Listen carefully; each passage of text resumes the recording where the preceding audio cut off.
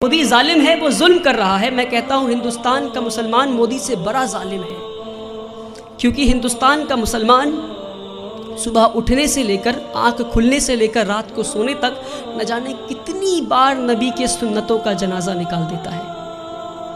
ہمارے نبی اپنے صحاباؤں کے ساتھ ایک بار گزر رہے تھے راستے سے، راستے میں انہیں ایک پتھر دکھا، نبی وہ پتھر کو پکڑتے ہیں اور راستے کے کنارے میں پھینک دیتے ہیں اور کہتے ہیں اپنے صحاباؤں سے کہ اگر تمہیں راستے میں کوئی رکاوٹ دکھے تو تم اسے ہٹا دو تاکہ تمہارے بعد جو آئے اسے پریشانی نہ ہو۔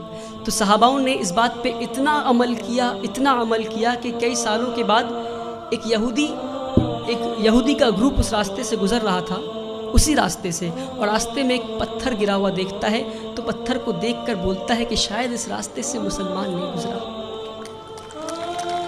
میرے بھائیوں، وہ تھا ان کا ایمان۔ اور ہم آج کہیں بھی بم پھٹتا ہے تو بولتے ہیں شاید مسلمانی ہوگا، کہیں بھی گولیاں چلتی ہے تو کہتا ہے مسلمانی ہوگا۔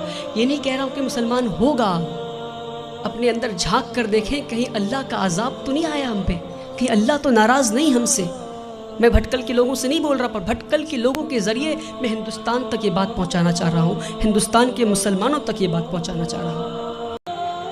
وہ پورے کائنات کے سردار مزدور بننے کو تیار ہو گئے، اور آج ہم اگر کوئی جوتا پلٹ رہا ہوتا ہے تو اسے سیدھا نہیں کر سکتے۔ یہ ہمارے مسلمانوں کی آج وہ عقر ہے، پتہ نہیں کس بات کی عقر میں جی رہے ہیں، جس کی امت اس بات کی عقر میں جی رہی ہے، اس کا رسول دوسروں کی مزدوری کرنے کو تیار ہو گیا تھا۔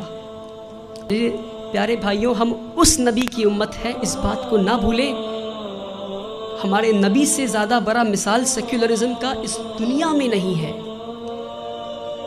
جس نے مزدوری کی اس غیر قوم عورت کی جو ان کو گالیاں دے رہی تھی، مسکراتے ہوئے اس کا کام کر دیا۔ اس نبی کی امت ہے ہم۔